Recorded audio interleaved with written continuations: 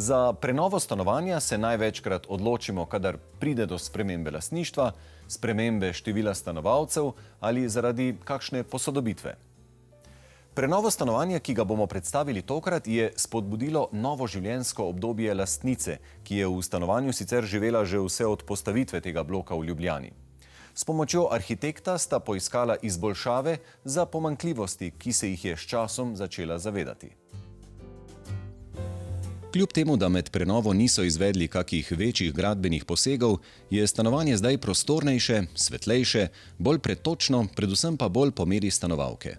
Tak rezultat je posledica znanja in izkušenosti strokovnjaka, ki ga je ob odločitvi za preureditev vselej vredno poklicati. Tole je blok, ki je bil odprt oziroma poseljen 2004. leta, se pravi ne tako grozno dolgo nazaj. Lastnica, naročnica si je zaželela, da se to stanovanje popolnoma prenovi. Marsikdo bi rekel, je treba že po tako kratkem času. Pravzaprav z vsakim novim življenjskim obdobjem pridejo neke nove želje in enako je bilo pri lastnici tega stanovanja. Z enim novim življenjskim obdobjem je prišla želja po transformaciji tega stanovanja, ki je bilo do določene mere nefunkcionalno in je preraslo svoj čas. Verjetno je bil glavni motiv prenove stanovanja, kako prečistiti prostor, ga vizualno povečati in izboljšati samo funkcionalnost. Pritlično stanovanje je del bloka, ki ga Ljubljančani imenujejo Močerat. Obsega približno 90 kvadratnih metrov. Sam tloris stanovanja je precej zahteven. Osvetljeno je samo z ene strani, samo stanovanje je pa ozko in dolgo. Tako da so skrajni deli stanovanja popolnoma v senci, v temi, k temu pripomorejo še balkoni oziroma nadstreški zgornjih stanovanj. Prostori so pravzaprav isti, kot so bili. Bivalni prostor, spalni prostor, utility, kopalnica in vse ostaja nekako na istih pozicijah, ampak povsem drugače, v povsem novi podobi. Garderobne omare so večinoma predvidene tako, da delujejo kot del arhitekture in niti ne kot omare v prostoru. To je recimo omara, utility omara in WC v bivalnem prostoru ali pa garderobna omara v spalnici. Torej, domnevam, vsa ta ogledala skrivajo neke funkcionalne prostore.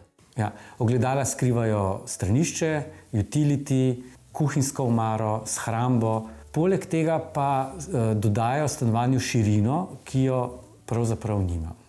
Omenili ste že, da vrat ni prav veliko v tem stanovanju, zato pa so prehodi, kar je pravzaprav nekako bolj prijetno, bolj prijazno. Nekaj jih je vseeno. To so vrata v stranišče recimo. Tudi bivalni prostor je od spalnega ločen z vrati, ki so skrita. Običajno, kadar je lastnica doma, so ta vrata odprta in stanovanju, ki je sicer ozko in dolgo, dajo širino, ki ga sicer ne bi imelo. Ob prenovi smo naleteli na konstrukcijski steber, za katerega smo se odločili, da ga pokažemo kot arhitekturni element v tem prostoru. Steber je betonski, beton smo pobrusili in ta osnoven material izpostavili kot nekaj dekorativnega. Na podoben način je postavljena tudi kuhinja, ki je postavljena kot objekt v prostoru. S tem kuhinjo dozamemo idejo kuhinje in postane kos pohištva.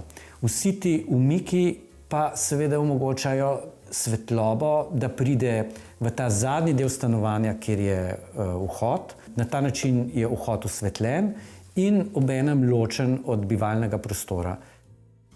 Veliko opreme je posebej prilagojene novi ureditvi. V stanovanje smo vrnili pravzaprav vse osebne predmete, ki so bili že prej. Tudi nekaj kosov pohištva. Dizajnerski kosi so vsi kosi pohištva, ki stojijo zase v tem stanovanju. Vse ostalo je izdelano po meri. Zapravi tale pult, kuhinjski in otok? Stoji zase. Stoji zase in je narejen posebej? Je narejen posebej po meri, dizajnerski kos, podoben kot sedežna garnitura, postelja, pisalna miza in tako naprej. Na prvi pogled so stene bele barve, a ni čisto tako. Ideja stanovanja je belo stanovanje. Ampak žal bela barva v naši geografski širini ni prav posebej hvaležna. Zato smo zbrali eno nianso sivkaste barve, ki daje vtis belega stanovanja. Zanimivo pri tem stanovanju je, da so pravzaprav vse površine, tla, strop in stene v isti barvi oziroma z nekaj nijansami iste barve. Vas lahko malo provociram, da še majčkeno bolj razložite našim gledalcem, zakaj bela barva ne funkcionira v naši zemljepisni širini? Zaradi upadnega kota sončne svetlobe. Treba je veliko več delati z ostalimi stvarmi, če je stanovanje belo. Če je pa samo eno nijanso stran od bele, je pa vse skupaj veliko lažje. Volumni so lepši, sence so lepše, osvetlitev je lepša. Na tleh v stanovanju ni ne keramike, ne parketa. Vsa tla so prevlečena s samorazlivnim sintetičnim tlakom. Enako velja tudi za kopalnico. Pravzaprav kopalnica ni kopalnica. Kopalnica je del spalnice. V njej so vsi sanitarni elementi, kot jih poznamo v kopalnicah, ampak so v prostor postavljeni na poseben način.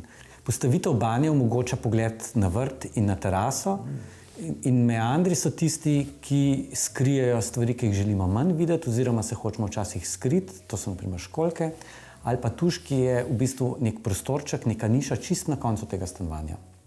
Tudi sicer imamo občutek, da lastnici ni popolnoma vseeno, kaj visi na stenah. Ne, nikakor. Je ljubiteljca umetnosti in vse to so slike, umetnine še iz prejšnjega stanovanja. Vsaka od slik oziroma vsaka od teh umetnin ima svojo zgodbo. Tako naprimer Vuk Karadžić, ki pozdravi vsakega obiskovalca na vhodu, namenoma je obešen zelo nizko, tako da je ob vstopu v stanovanje Vukov pogled tisti prvi pozdrav vsakega obiskovalca. Stanovanje se podaljša v prijazno teraso.